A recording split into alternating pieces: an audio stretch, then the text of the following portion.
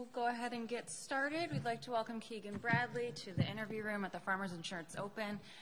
Keegan, you've had some success here. You're making your 13th start. You had a runner-up finish last year, and you've got a few other additional top fives. Can you talk about your excitement to be back and what you like about this course? Yeah, I love the Farmers and Torrey Pines. I always think of, when I think of the PGA Tour, I think of here. Just the course is tough. The atmosphere is great, and I just love coming back here every year. This is your third start this season. You also had a runner-up finish at Sony last week. Can you just touch on that finish as well as your season upcoming, your third start here, and just beginning 2024? Yeah, it was, for the first time in my career finishing second, I was really, really bummed out. I thought I should have won the tournament, but I didn't. So, sometimes those things can work out as a positive, keep you motivated and hungry. And then, I'm coming up on some courses that I love and a stretch of the schedule that I love. So, I feel like I'm in great shape, and I'm in a great spot here to go out and have another great week. Before we turn it over for questions, one last from me. What are some of your goals for 2024? What's that stretch of the season coming up that you're excited about? Well, I think I'm in a great spot in my game, and I'm trying to climb the world rankings. I'd love to. I've never been higher than 10th in the world. I'd love to set a new record there for my personal goals, and I just want to be in contention as much as I can. I feel like if I put myself in contention enough, I'm going to win. Hopefully a couple times, one time, but that's my goal. All right, perfect. We'll start with Paul right here in front. Keegan, when Sony goes the way it goes, how do you recover from that? Do you think about it? Do you kind of put it away, put the clubs away for a little while? How did you go about kind of getting over it? I mean, I think it pops into my mind daily.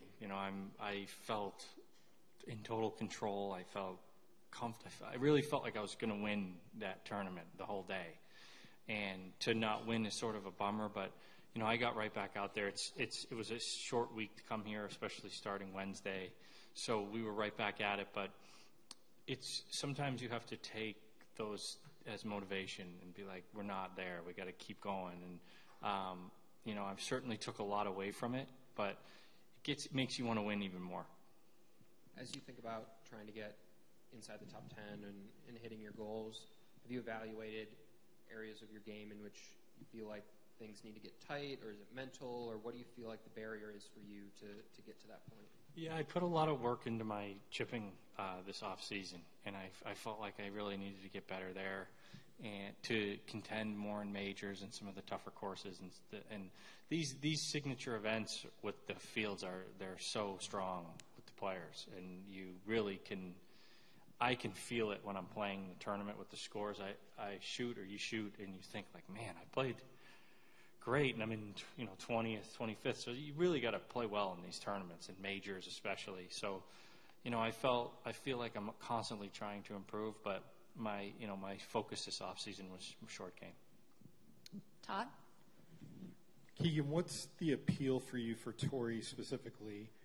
First, I wanted to ask you, when you say you kind of equate the PGA Tour to Torrey Pines, what does that mean to you? My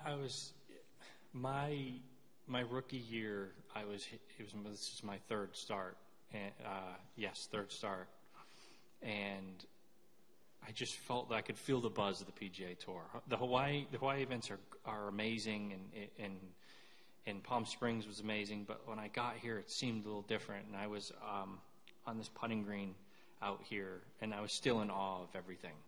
My rookie year, everything was just, I couldn't believe it. Living out of my dream, and I was putting, and there was so many people around the putting green, and I heard this like buzz or this commotion, and I didn't know what was going on, and I looked around, and Tiger had walked down to the putting green, and it was like a holy cow moment for me. Like I'm trying to putt, but I'm still like I'm peeking over to see, like I've never really seen him before, so it just struck me, and there's holes out here mostly because of Tiger that you remember. You remember shots that he hit and U.S. Opens, and it's just a special place. How about this being such a tough test early in the year? You're trying to get warmed up for the season, essentially. You've done your work. You're probably still working on some things. to have this big of a test with the rough and everything, is that something that you embrace? And can you also see why other guys might not? Of course. I think you either love this course or you don't. You know, every single time you tee it up here, it's going to be a battle. And it used to be you'd go to the North Course and, you know, shoot a really low score, but now the North Course is, in some ways, it's just as tough. It's tricky. It's got some crazy greens. So, you know, coming here, this is going to be an absolute battle. Every hole is, if you miss the fairway, you're in trouble. But if you do hit the fairways here, especially with it being soft, you can score. But you have to hit these fairways and be pretty tough, you know, all 4 days, because you know you're going to make some bogeys. And just one more, what's your thought on what the rough looks like right now? Well, the rough is insane. I don't know if they haven't been able to cut it because of how wet it is. I would assume they're probably going to try to cut it because it's chip out. It's U.S. Open style rough. Rick? Hey, Keegan. Going back to, you talked about Tiger, and when you think about Torrey Pines, you think about a lot of the shots that he hit here. Does one stand out to you that you think about the most whenever you come back on property or when you're out playing a practice round or getting ready for the week? Yeah, I mean, I remember the putt he made on 13 for eagle in the back to the front, and then, of course, all the shots on 18 on that last playoff hole. You know, I think it's when you come to a golf course that you've never played and you kind of know it already just from watching it, like at Augusta or maybe Pebble too. I think that's pretty special. And you know, I grew up watching Tiger win here and shots he hit and incredible, you know, up and downs, and it's got a lot of great history. How much does that familiarity kind of free you up when you're out here because you kind of know a lot of what you're getting into already? Yeah, I mean, it's luckily for me, I've played this tournament 13 times, so I've played the course a million times, so I know it pretty well. But you know, there's memories of, you know, like you know on the back nine you got a couple par fives. I love when courses have that, like Augusta. You have a little action coming in, but you know that those holes in the middle there are just so brutal. If you miss the fairways, you're pretty much just chipping out. A lot of guys use these early season tournaments to kind of ramp up and get ready. You mentioned earlier your game's already in pretty good form. Is it difficult to not kind of look ahead to what you have coming up with signature events as well as the majors coming through? And is it tough to keep that focus on keep improving week in and week out even when your game's already in pretty decent shape? Yeah, it is. But they're signature events and they're amazing. But this is a big event. You know, this is for me. This is a big event, and every event that we tee it up at, we're playing for a lot of FedEx Cup points, great purses, world ranking points. So, yeah, we got Pebble next week, but this week we have Torrey Pines, you know, one of the most amazing venues that we get to play. So they're all big events. MK? Hey, Keegan, you had mentioned with your runner-up at the Sony that you just were really bummed out. Was there a certain message you were telling yourself during your off week leading up to getting to Torrey that you were telling yourself just to get through it and kind of push forward? Yeah, I mean, I tell myself constantly I have to get better. I try to get better every day. I feel if I'm not working at what I do, I'm somebody is. So, like, you know, that's a step that I took at Sony that hopefully will get me prepared for another time I'm in contention, or maybe a bigger tournament like a major. You know, I keep telling myself every time I put myself in that position on Sunday, it's difficult on the last group on Sunday out here.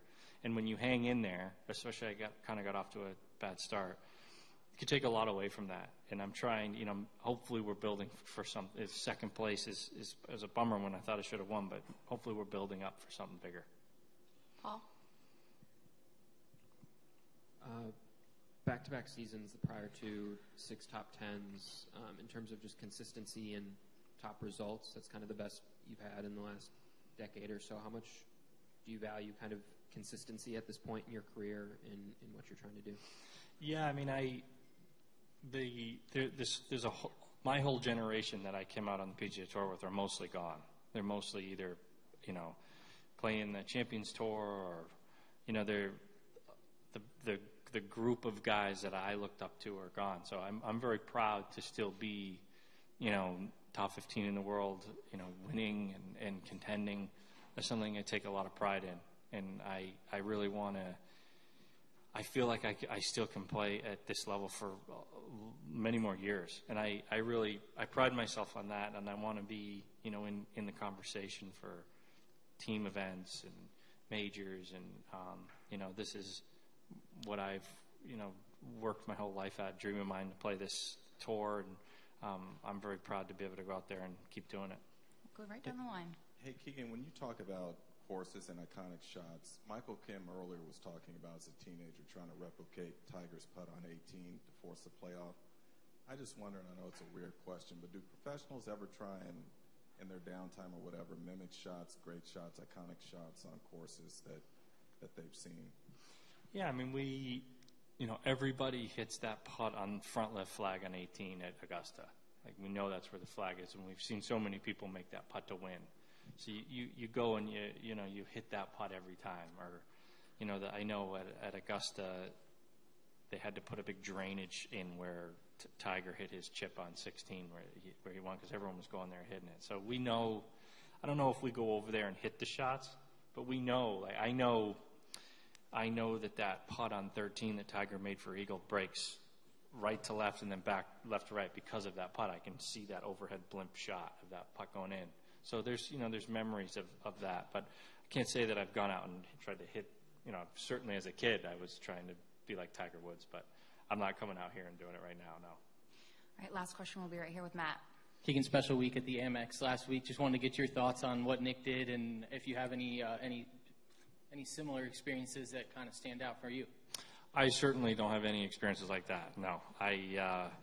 I was in complete awe of that. I didn't think we'd ever see an amateur win a PGA Tour event. I couldn't imagine playing in a PGA Tour event as an amateur, let alone winning or making the cut. I just think now more than ever, these younger kids that are coming out are so ready to play. I can't believe it. I mean, I'm just astonished, honestly. That was to me, that was one of the most incredible things I've seen in golf, you know, that I've watched. To see a college kid that's an amateur win a PGA Tour event, it's pretty spectacular. Perfect. We'll leave it there. Thank Thank you you. for joining.